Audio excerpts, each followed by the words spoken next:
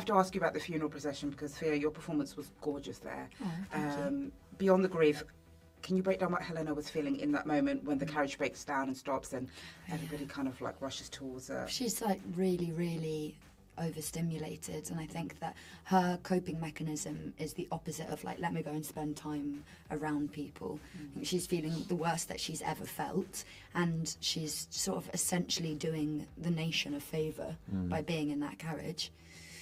And it all just suddenly gets too much. She's like, I'm stuck not only in this carriage with all of these people who don't know anything about me, who are projecting all of their stories about me onto me, but also I'm stuck in this family, I'm stuck in this life, I can't go back in time, I can't change what happened. It's like there's an almost overwhelming realisation that things are broken and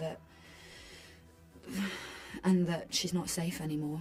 She's like really, really, really unsafe and really, really overstimulated. And what would you say fans can expect from season 2 finale and how it will shape season 3? Season 2 finale? Yeah. Oh, you're already... I mean, I've not seen it. It's like, well, yeah, I'm hoping so. I'm addicted. Season 2 finale. That feels like a long I way can't away. even imagine what happens in that. No. What can we expect?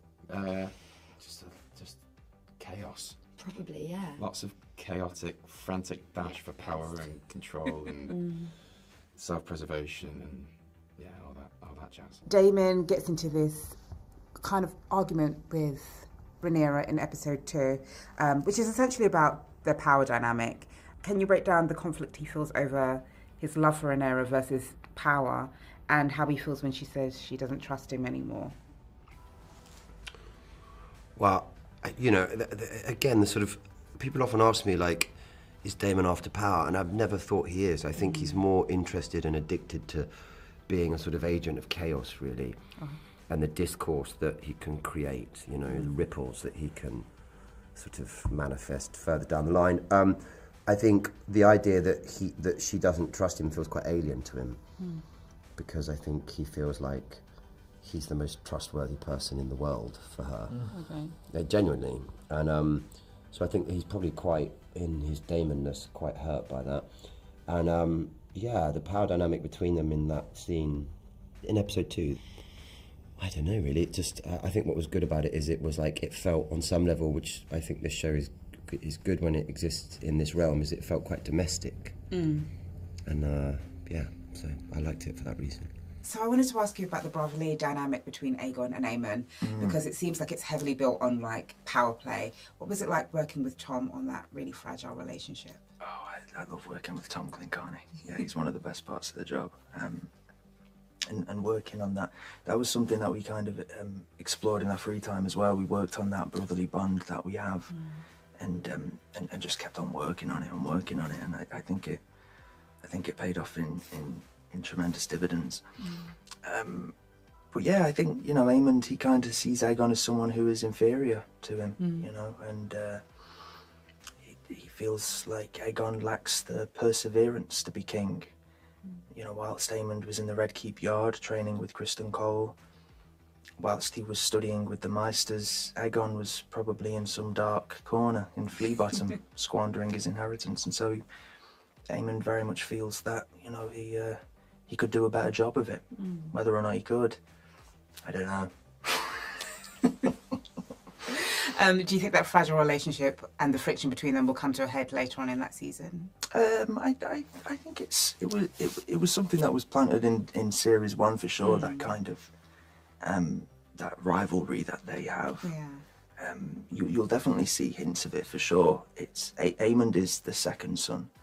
It's the duty of the spare to go out and fight the war. So whether or not Aemond likes it, it's his job to fight the war on behalf of his brother. And to be very loyal. I think that's one of the redeeming qualities of Aemond, is he's tremendously loyal. We get to see a more intimate side of Aemon this season, where he kind of like opens up a bit more about his insecurities, especially when he's at the brothel with the madam. What's it been like exploring this other side to the usually callous prince as he's seen? It's been great. It's been a brilliant challenge. I love it.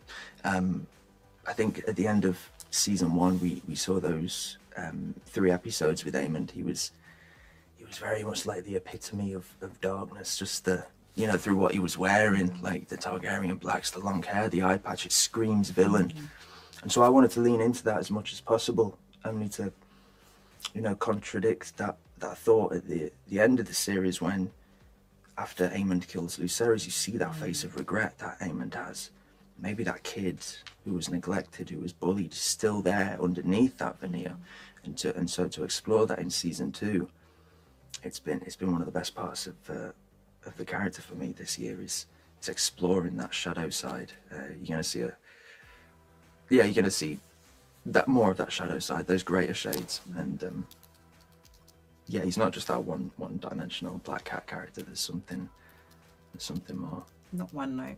Not one note. Yeah, that's perfect. Do you think that Lucerys's death will kind of affect Aemon more this season? Do you think it's kind of still like sitting there as a residue? Yeah, I think so. I think I mean, he even says in that scene he's tremendously guilty. He feels bad about it. But there is also this romantic element that Aemon kind of garners from it as well in a very strange way. You know, that this idea of him having a target painted on his back. He's the most wanted man in the realm after what he did for Lucerys, and there's something he quite enjoys about that in a quite a twisted way.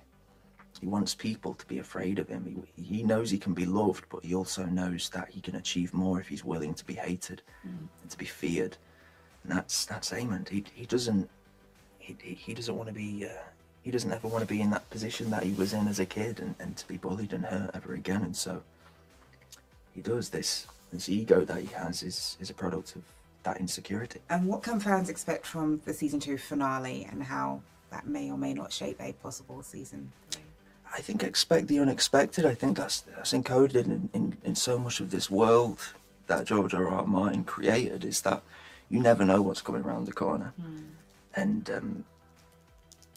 it's going to be, whatever, I guarantee it's exciting.